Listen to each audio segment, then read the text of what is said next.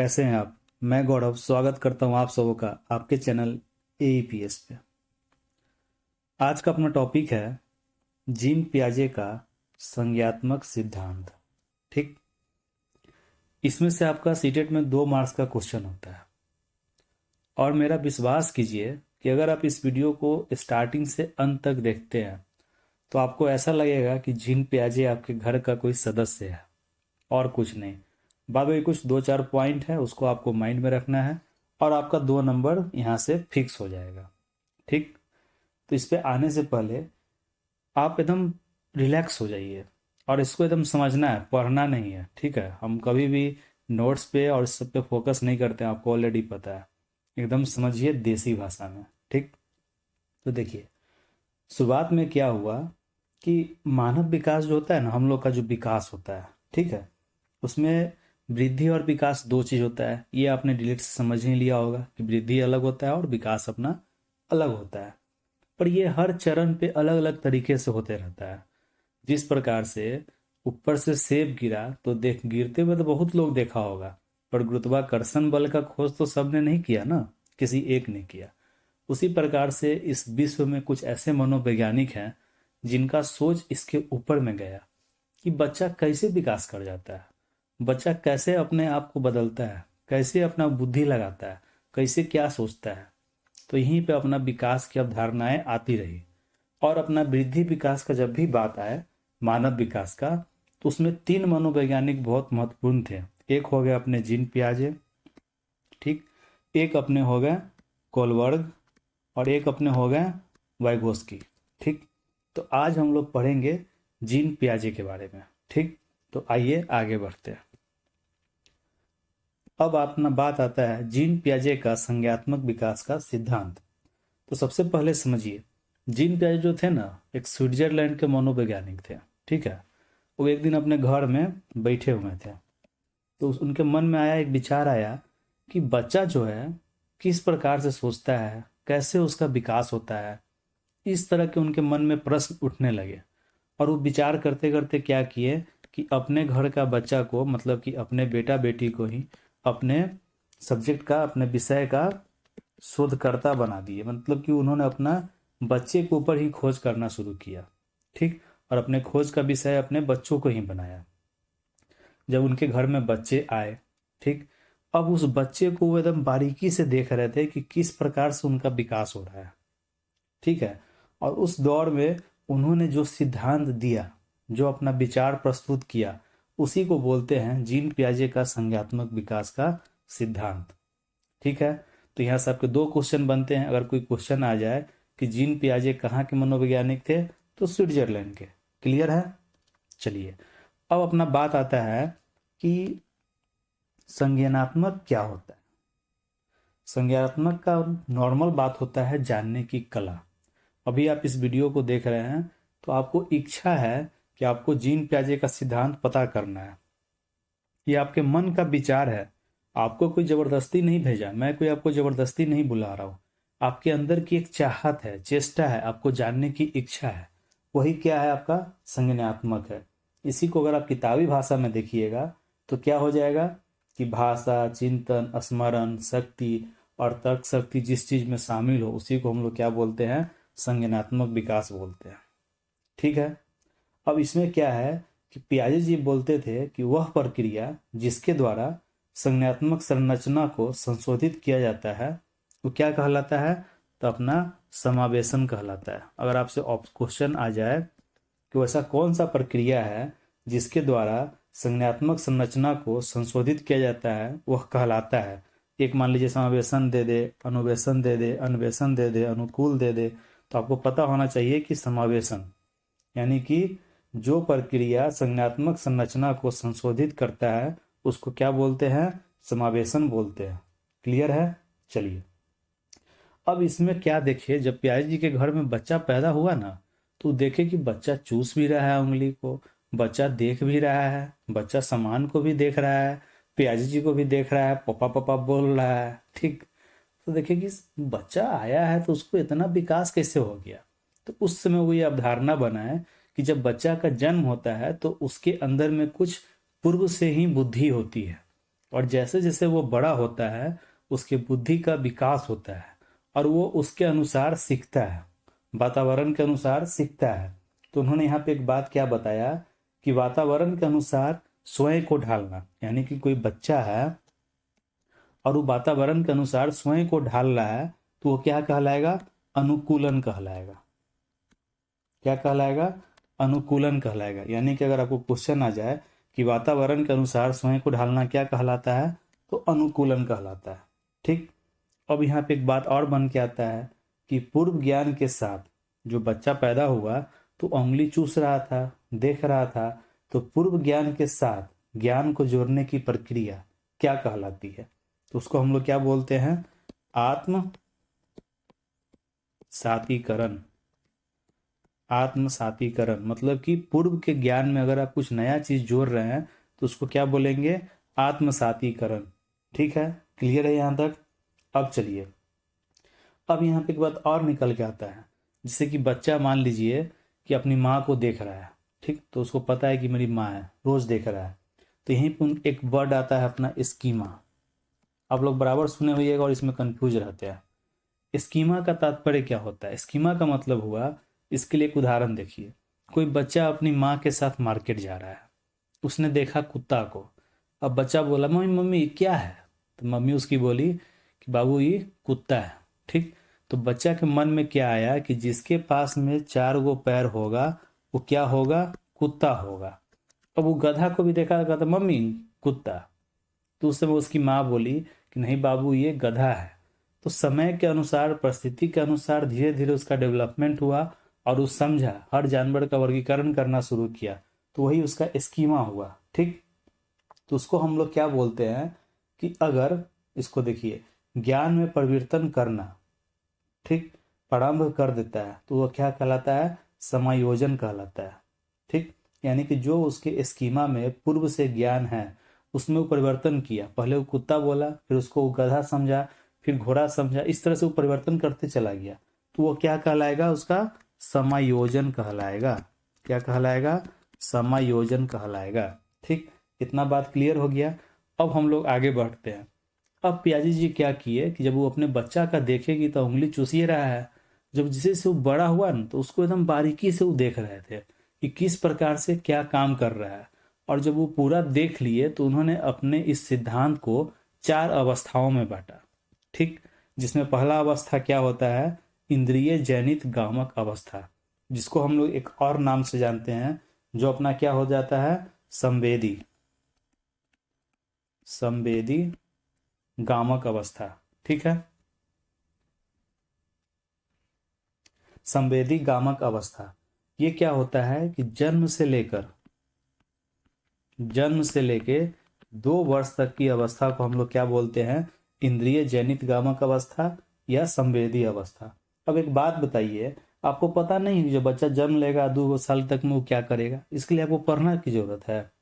बस आपको ध्यान में क्या रखना है कि अगर क्वेश्चन आ जाए कि जन्म से 2 वर्ष तक की अवस्था को जीन पियाजे ने क्या बोला था, तो इंद्रिय जनित गामक अवस्था या संवेदी गामक अवस्था। इसका सबसे महत्वपूर्ण बात क्या होता है कि इसमें बच्चा अनुकरण करता है, उसकी स्मृति होती है, उसका मानसिक निरूपण होता है। ठीक। तो ये सब इसकी विशेषताएं होती है। इसमें बच्चा क्या अपने आँख से, कान से, नाक से सोचता है। ठीक। तो जन्म से 2 वर्ष तक की अवस्था में बच्चा में जितना चीज भी बदलाव आप अपने घर में देखते हैं वो सारा इसके अंदर में आ जाएगा। क्लियर है? आप अपने मन में किसी भी बच्चा को लेकर इस चीज को सोच लीजिएगा। ठीक। चलिए, इसका अपना दूसरा अवस्था उन्होंने क्या दिया? पूर्व संक्रियात्मक अवस्था। ये होता है अपना 2 से 7 वर्ष तक की अवस्था को पियाजे जी ने क्या बोला? पूर्व संक्रियात्मक अवस्था। इसमें क्या होता है कि बच्चा जो होता है ना, वस्तु को पहचानने लगता है। जैसे कि एक बात समझिए कि अगर आप बच्चा को रोज खिला रहे हैं पार्ले जी, ठीक, एक दिन आप खिला दिए डार्क फैंटेसी। ठीक। अब बच्चा को डार्क फैंटेसी बहुत टेस्टी लगा खाने में, बहुत स्वादिष्ट लगा खाने में। अब बच्चा उसके ऊपर में एक सोच बनाया। अब एक दिन आप क्या किए कि बच्चा को फिर से पार्ले जी दे दिए खाने के लिए।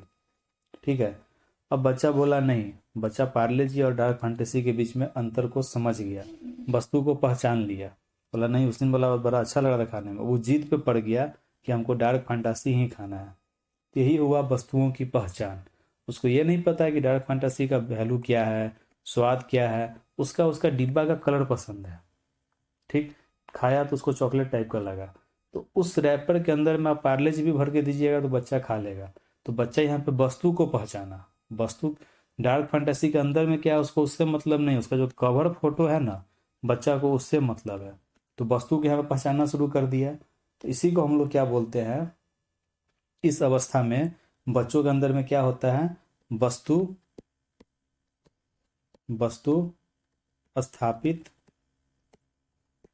का गुण विकास होता है। यानी कि क्वेश्चन आ जाए कि किस अवस्था में बच्चे में वस्तु अस्तित्व के गुण का विकास होता है, तो उसको हम लोग क्या बोलेंगे, पूर्व संक्रियात्मक अवस्था।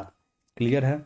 चलिए, अब है अपना मूर्त संक्रियात्मक अवस्था। अब देखिए, मूर्त का मतलब क्या हो गया अपना, ठोस।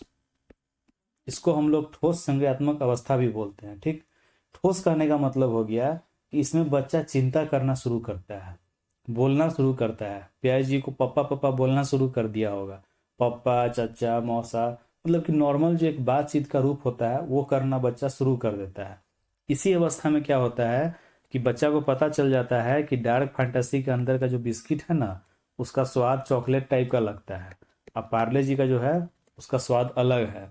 अब बच्चा को आप क्या कीजिएगा कि रैपर के अंदर में पार्ले जी भर के दीजिएगा, तो बच्चा समझ जाएगा, अरे ये तो पार्ले जी बिस्कुट है, ये तो डार्क फैंटेसी नहीं है। इसमें क्या होता है कि बच्चों का भाषा का भी विकास होता है और उसमें वस्तु को पहचानने का भी विकास हो जाता है। बच्चों को वस्तु को देखकर बता सकता है। ठीक, इसके अलावा इसमें क्या होता है, तो अपना लंबाई हो जाएगा, भार हो जाएगा। मतलब बच्चा बोलेगा अरे ये बहुत भारी लग रहा है, ये बहुत लंबा है, ये बहुत छोटा है, मतलब कि इस तरह का चिंतन करना बच्चा शुरू कर देता है। ठीक, और पर्यावरण के अनुकूल अपने आप को ढालना भी सीख लेता है। जैसे कि आप अगर पूर्व संज्ञात्मक अवस्था में क्या है, यहाँ पे अगर बच्चा को आप टोपी पहनाइएगा तभी वो टोपी पहनेगा। ठीक, और जैसे ही वो मूर्त अवस्था में चला जाएगा, इसमें बच्चा का जैसे ठंडा का मौसम आएगा तो टोपी पहन लेगा कान में, क्योंकि उसको पता चल जाता है कि ठंडा में टोपी पहना जाता है। ठीक है, क्लियर है। तो यहाँ से क्वेश्चन किस प्रकार से बन के आएगा, मूर्त संज्ञात्मक अवस्था कब से कब तक होता है, तो 7 से 11 वर्ष तक। क्लियर है। इसमें क्या होता है, तो बच्चा वस्तुओं में, ठोस वस्तुओं में अंतर करना पहचान लेते हैं, भाषा का विकास होता है, बोलना सीख लेते हैं, पर्यावरण के अनुकूल अपने आप को ढालना सीख जाते हैं। ठीक, चलिए, अब लास्ट अवस्था था प्यास जी का, जिसको हम लोग बोलते हैं औपचारिक या अमूर्त संक्रियात्मक अवस्था। अमूर्त कहने का मतलब हो गया अपने विचार को प्रस्तुत करना। बच्चा बड़ा हो गया, ये अवस्था होता है 11 साल से लेके जब तक आप जिंदा हैं तब तक ही चलता रहता है। ठीक, अब इसमें बच्चा क्या होता है कि घर से बाहर निकलता है, स्कूल जाता है, कोचिंग जाता है, वहाँ किसी को पसंद किया, उसमें अपना चाहत को मिलाया, अपने बातों को मिलाया। तो इसमें सबसे बड़ा चीज़ क्या होता है कि बच्चा के अंदर में कम्युनिकेशन लेवल, यानी कि इसको क्या बोलते हैं, संप्रेषण, संप्रेषणशीलता, बच्चा का विकास होता है। मतलब कि इसमें बच्चा अपने बात को, अपने भाव को, अपने विचार को प्रस्तुत करना सीखते हैं, किसी से बात करना समझ जाते हैं, किस प्रकार से किसको क्या बोलना है सोच समझ जाते हैं। ये सब विकास इसमें होते रहता है। ठीक है, जैसे कोई बच्चा गया कोचिंग करने, वहाँ किसी के अंदर, किसी के प्रति उसके मन में विचार आ गया, दिल में चाहत आ गई, तो वहाँ वो बातों के माध्यम से अनुकूलन करेगा। ठीक, उसके बाद क्या होता है कि कोई फिल्म देख लिया, अब फिल्म में देखा कि हीरो को किस प्रकार से, वो किस प्रकार से क्या काम कर रहा है, तो उस चीज को क्या करेगा, अपने रियल लाइफ में जोड़कर काम करना शुरू कर देता है। ठीक, ये सब इसकी विशेषताएं हैं। ठीक है, उसके बाद जितना उसके सामने में समस्या आएगा, उसको अमूर्त ढंग से, यानी कि अपने विचारों के अनुसार, उसको अपने क्षमता के विकास के अनुसार उस पर निर्णय लेना शुरू करता है। कोई लड़की को पसंद कर रहा है, किसी लड़का को पसंद कर रहा है, तो जो चाहत आ रही है, अगर सामने से ना बोल दिया तो उसके बाद वो क्या करेगा, ये सब सारा सोच उसके अंदर में डेवलप होना शुरू हो जाता है। अपने दोस्तों से बातचीत करना वो शुरू करता है, अपने बात को, अपने विचार को व्यक्त करना शुरू करता है। यही होता है इस अवस्था का मुख्य विशेषता। ठीक है, तो पियाई जी यही 4 अवस्था दिए थे। और ये अवस्था क्या होता है, 11 वर्ष से लेकर जब तक आप जीवित हैं तब तक ये चलते रहता है। ठीक है, इसके अलावा क्या था, जीन पियाजे जी कुछ अन्य सिद्धांत और दिए थे जो आपके सीटेट के लिए काफ़ी ज़्यादा महत्वपूर्ण भी है। उसमें पहला अपना क्या है, निर्माण और खोज का सिद्धांत। ठीक, निर्माण और खोज का सिद्धांत कहने का मतलब हो गया कि पियाजे जी एक चीज़ देखे कि बच्चा जो है उसको नकल करके नहीं सीखता है, वो खोज करके सीखता है। जैसे कि एक बात आप बताइए कि कोई एक बच्चा है, ठीक, आपके घर में कोई बच्चा है, उसको आपने ब्लॉक ला के दिया खेलने के लिए। अब ब्लॉक छोटा भी है, छोटा है, फिर उससे बड़ा है, फिर उससे बड़ा है, फिर उससे बड़ा है। अब बच्चा इसको क्या करेगा कि एक सीरीज में अरेंज करना शुरू कर देगा। तो जब वो किसी काम को कर्म के अनुसार लगाना शुरू कर दे तो उसमें उसका क्या होता है, बौद्धिक वृद्धि होता है। ठीक, तो यही है अपना निर्माण और खोज का सिद्धांत, जिसमें बच्चा स्वयं से खोज करता है, सीखता है और अपना बौद्धिक विकास करता है। क्लियर है। उसके बाद है अपना कार्य क्रिया का अर्जन। कार्य क्रिया का अर्जन कहने का मतलब हो गया कि बच्चा कार्य करके सीखता है। ठीक, प्रारंभ में जो कार्य कर रहा है वो वर्गीकरण करना सीख जाता है। जैसे कि मान के चलिए कि वो बिस्किट है डार्क फंटासी, उसको 20 से तोड़ दिया, हाफ हाफ हो गया। अब इसमें क्या होगा कि उसको फिर वो जोड़ेगा तो पूरा बन जाएगा। तो देखेगा अरे ये तो अभी हम तोड़ दिए थे आधा हो गया था, फिर जोड़ दिए तो फिर पूरा हो गया, ये कैसे हो गया। तो इस सब का विकास इसमें होता है। ठीक है, इसमें दो बात आपको हमेशा ध्यान रखना है। एक अपना बात आता है सात्वीकरण, क्या आता है अपना सात्वीकरण। ठीक, और एक आता है अपना संतुलन। ठीक है, अब अपना सात्वीकरण क्या होता है। देखिए सात्वीकरण कहने का मतलब हो गया कि बच्चा के अंदर जो विचार है, जो वस्तु के प्रति उसके अंदर में अपना सोच है। ठीक, तो इसमें प्यारे जी बोलते हैं कि सात्वीकरण बालक के प्रत्यक्षात्मक समन्वय से संबंधित है। ठीक, और जो अपना संतुलन है उसमें क्या होता है कि बच्चा अपने क्रियाओं के विचार से कोई नया वस्तुओं को फिट करता है। जैसे कि मान लीजिए कोई भी दो गोला आकृति होगा, वहां से उसको बीच से हाफ हाफ हुक तोड़ दिया और किसी और गोला आकृति में उसको जोड़ना चाहेगा। तो नया चीज करना मतलब कि संतुलन बनाना वो कोशिश करता है। ठीक, तो यही था अपना कार्य क्रिया अर्जन। इसमें अपना आगे आता है जीन पियाजे का नैतिक विकास का सिद्धांत। नैतिक कहने का मतलब हो गया जो जैसे कि घर में आपके बड़े आए, आप उनको प्रणाम किए, बड़ों को आप बोल रहे हैं, प्रणाम कर रहे हैं, आदर कर रहे हैं, यही आपका नैतिक विकास होता है। इसमें पियाजे जी इसको दो अवस्था में बांटे। पहला का नाम क्या रखें, प्रायत नैतिकता, जो आपका होता है 2 वर्ष से लेके 8 वर्ष तक। ठीक है, इसमें बच्चे क्या करते हैं कि नैतिक नियम का और अपने ऊपर में जो अपना अपने अंदर का जो सोच है, जो अपने घर में लोगों को देखते हैं कि मौसा जी आ गए तो प्रणाम करना है, अपने बड़ों को प्रणाम करना है, कोई कुछ बोले तो मुंह नहीं लगाना, ये सब विकास अपना क्या होता है इसमें होता है। तब क्वेश्चन कैसे आ जाएगा कि प्रयत्न नैतिकता जो जीन पियाजे जी के सिद्धांत के अनुसार है उसकी अवस्थाएं, उसमें कितने उम्र तक होता है, 2 से 8 वर्ष तक होता है। ठीक, उसके बाद अपना बात आता है स्वायत्त नैतिकता का। स्वायत्त नैतिकता जो होता है सो अपना 9 वर्ष से लेके 11 वर्ष तक चलता है। ठीक है, इसमें क्या होता है कि जो आपको हम बताया नहीं था एग्जाम्पल, जो बच्चा स्कूल में गया, कोचिंग में गया, दोस्त से मिला, तो जितना भी काम करता है तो इसी अवस्था में करता है। ठीक है, इस अवस्था में बच्चा ये चीज़ को समझता है कि जितना भी समाज में नियम और कानून सब बना हुआ है ना, वो कोई लोगे बनाया है, कोई भगवान बना के नहीं भेजे हैं। उसको क्या है कि किसी लोग ने ही बनाया है। यही अपना इस नैतिकता का एक मुख्य विशेषता था कि जितने भी नियम हैं, जितने भी कानून हैं, वो क्या है, लोग द्वारा ही निर्मित हैं। तो यही था अपना जीन पियाजे का ओवरऑल सिद्धांत। इससे बाहर आपके सीटेट से कुछ नहीं रहेगा। ठीक, इसके बाद हम लोग पढ़ लेंगे कोलवर्ग को पढ़ लेंगे और वाइगोस्की को पढ़ लेंगे, जहां से आपका क्लियर हो जाएगा। ठीक है, उसके बाद एक बात और आपको इसमें याद रखना है कि जीन पियाजे के सिद्धांत को ही, संज्ञात्मक सिद्धांत को ही क्या बोलते हैं, अवस्था का भी सिद्धांत बोलते हैं। क्या बोलते हैं, अवस्था का सिद्धांत बोलते हैं। ठीक, अगर आपका क्वेश्चन आ जाए कि जीन पियाजे के संज्ञात्मक सिद्धांत को और किस नाम से जानते हैं, तो अवस्था का सिद्धांत या फिर विकासीय थ्योरी।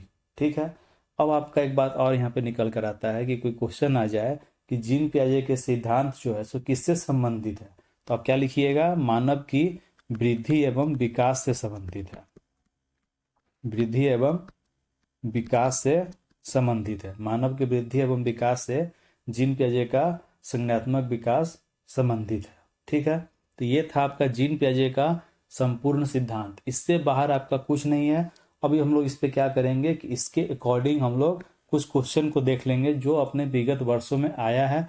उससे आपको ये समझ में आ जाएगा कि किस प्रकार का क्वेश्चन आता है। और सीटेट जो है ना सो पूर्ण रूप से आपके सोच पे डिपेंड करता है। हाँ, 50% आपको थ्योरी पता होना चाहिए। और सोच, मेरा कहने का मतलब हुआ कि अपना एक्सपीरियंस, कि एक टीचर क्या सोच रहा है बच्चों के प्रति। और आपको जो पढ़ना है, जैसे कि मान लीजिए क्वेश्चन आएगा कि जीन पियाजे के सिद्धांत में कितनी अवस्थाएं हैं, तो ये तो आपको पढ़ना पड़ेगा कि 4 अवस्था है। तो ये सब आपको माइंड में रखना है। क्लियर है? चलिए, अगर वीडियो सही लगा हो, हाँ एक पॉइंट और है इसमें, जीन पियाजे के संज्ञानात्मक विकास के सिद्धांत का शैक्षिक महत्व। अब देखिए, कोई भी चीज़ बनता है तो उसका कुछ ना कुछ महत्व होता है, और हम लोग टीचिंग फील्ड से हैं तो इसका शैक्षिक महत्व होगा ही होगा। तो पियाजे के अनुसार क्या है कि अपना मानव विकास जो होता है सो निरंतर चलने वाली प्रक्रिया है। क्वेश्चन आ जाएगा कि निरंतर चलने वाली विकास किनका खोज था, तो जीन पियाजे का था। ठीक, उसके बाद अपना तार्किक चिंतन के विकास को बाल्यावस्था महत्वपूर्ण कड़ी मानी जाती है। यानी कि बाल्यावस्था में हम लोग तर्क वितर्क करना सीखते हैं। ठीक है, उसके बाद शिक्षक के द्वारा जो करवाया जाता है वाद विवाद प्रतियोगिता का आयोजन, इसमें होना चाहिए, जिससे अपना क्या होता है, नवीन सोच डेवलप होता है। नवीन सोच डेवलप होता है। क्लियर है? चलिए, उसके बाद अपना क्या हो जाएगा इसके अंदर में कि वर्ग के समान रुचि, विद्यार्थियों में छोटे छोटे समूहों को विभाजित कर देना चाहिए। उसके बाद उसमें क्या करना चाहिए था, तर्क वितर्क के ऊपर में बात करवाना चाहिए, किसी टॉपिक के ऊपर में वार्तालाप करवाना चाहिए। तो ये सब अपना क्या है, इसके शैक्षिक महत्व है कि उनके विचार को और ज़्यादा ब्रॉड किया जाए, एक्सपोज किया जाए, उनके सोच को और ज़्यादा ऊपर लेवल तक पहुँचाया जाए। ठीक, चलिए, और वीडियो सही लगा हो तो फिर लाइक करें, शेयर करें, सब्सक्राइब करें, और अपने इस चैनल को सब्सक्राइब जरूर करें ताकि आपको रेगुलर अपडेट मिलती रहे। धन्यवाद।